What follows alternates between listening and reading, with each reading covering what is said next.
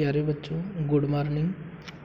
आज आप सबको हम पढ़ाएंगे आइंस्टीन प्रकाश वैद्युत समीकरण। तो आइंस्टीन ने 1905 ईस्वी में मैक्स प्लांक के क्वांटम सिद्धांत के अनुसार प्रकाश वैद्युत प्रभाव की सफलता की व्याख्या की। तो क्वांटम सिद्धांत के अनुसार किसी प्रकाश स्रोत से ऊर्जा का उत्सर्जन ऊर्जा के छोटे छोटे बंडलों के रूप में होता है, जिन्हें क्वांटा या फोटान कहते हैं। प्रत्येक फोटान की ऊर्जा अर्थात E बराबर hv होती है, जहाँ h प्लांक नियतांक तथा v प्रकाश की आवृत्ति है। इस प्रकार किसी प्रकाश स्रोत से ऊर्जा का जो उत्सर्जन होता है वह E बराबर hv या 2hv या 3hv के रूप में होता है।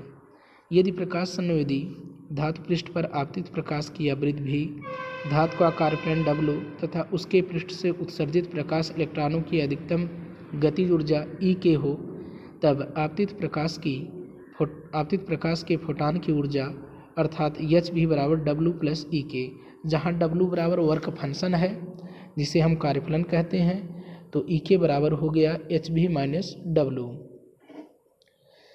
इसे समीकरण नंबर 1 मान लिया गया। फिर करें, इससे स्पष्ट है कि यदि आपतित प्रकाश फोटान की ऊर्जा hv धातु के कार्यफलन W से कम होती है, अर्थात फोटान की जो ऊर्जा है वह कार्यफलन W की ऊर्जा से जब कम होती है, तो करें प्रकाश इलेक्ट्रॉनों की गतिज ऊर्जा ऋणात्मक होगी। तो इससे स्पष्ट भी है कि आपतित प्रकाश की फोटान की जो ऊर्जा है hv धातु के कार्यफलन W से कम होगी, तो प्रकाश के इलेक्ट्रॉनों की गतिज ऊर्जा ऋणात्मक तो होगी ही, करें जो कि यह कैसा है, असंभव है। अतः आपतित प्रकाश की फोटान की ऊर्जा hv धातु के कार्यफलन W बराबर hv0 से कम होने पर अथवा आपतित प्रकाश की आवृत्ति भी धातु की देहली आवृत्ति v0 से कम होने पर धातु से प्रकाश इलेक्ट्रॉनों का उत्सर्जन नहीं होता है, चाहे आपतित प्रकाश की तीव्रता कितनी ही अधिक क्यों न हो जाए। करें आपतित प्रकाश की आवृत्ति v का जो मान होता है, ये देहली आवृत्ति से उसका मान यदि कम हो जाता है तो प्रकाश इलेक्ट्रॉनों का उत्सर्जन नहीं होता है। करें कि उसमें प्रकाश की तीव्रता का मान चाहे कितना भी बढ़ा न दिया जाए। तो यदि आपतित प्रकाश की आवृत्ति देहली आवृत्ति v0 के बराबर हो, करें आपतित प्रकाश की आवृत्ति, तो आपतित प्रकाश की आवृत्ति को हम जानते हैं v से व्यक्त किया जाता है और देहली आवृत्ति को किस से व्यक्त किया जाता है, v0 से। तो कह रहे हैं यदि इन दोनों का मान आपस में यदि बराबर हो जाए, तब प्रकाश इलेक्ट्रॉनों की जो गतिज ऊर्जा होगी वह शून्य के बराबर होगी। अतः समीकरण 1 से E के बराबर लिख देंगे hv0 माइनस W इक्वल 0, अर्थात यहाँ पर काइनेटिक एनर्जी का मान शून्य के बराबर आ गया, तो कार्यफलन W का मान हो जाएगा hv0।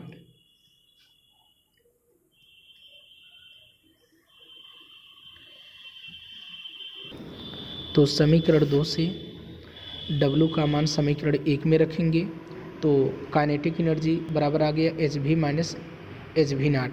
तो hv यहाँ पर जान ही रहे हैं फोटान की ऊर्जा है और hv0 यहाँ पर देहली आवृत्ति की है। तो E के बराबर आ गया h, इसमें से कॉमन हो गया तो आ गया v माइनस v0।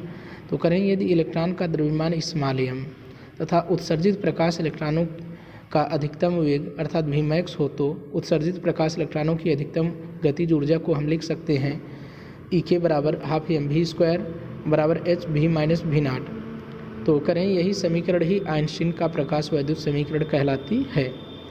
तो अब इसमें जो है, इससे रिलेटेड जो है सवाल के बारे में अध्ययन करेंगे। जैसे पहला सवाल दिया है कि किसी धातु पृष्ठ के लिए देहली आवृत्ति, तो देहली आवृत्ति का मतलब v0, तो देहली आवृत्ति का मान दिया है 10⁻15 हर्ट्ज।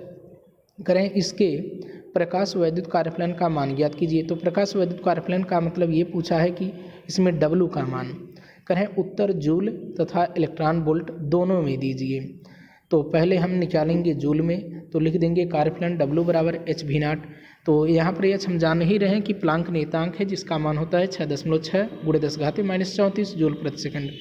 और यहाँ पर देहली आवृत्ति का मान तो दिया ही है, तो उसे लिख देंगे × 10⁻15।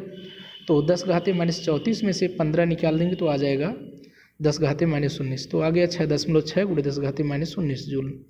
अब इसको हम बदल देंगे इलेक्ट्रॉन वोल्ट में। तो इलेक्ट्रॉन वोल्ट में बदलने के लिए जो जूल में हमारा आंसर आया है उसमें 1.6 × 10⁻⁻⁰ से भाग करा देंगे तो जो हमारा आंसर आ गया 4.125 इलेक्ट्रॉन वोल्ट। जैसे दूसरा सवाल दिया है किसी पदार्थ का कार्यफलन, तो कार्यफलन का मतलब W का मान दिया है 1.2 इलेक्ट्रॉन वोल्ट। तो इसे हमें जान ही रहे हैं कि इसे वोल्ट में जब जूल में बदलना होगा तो 1.2 × 10⁻1.2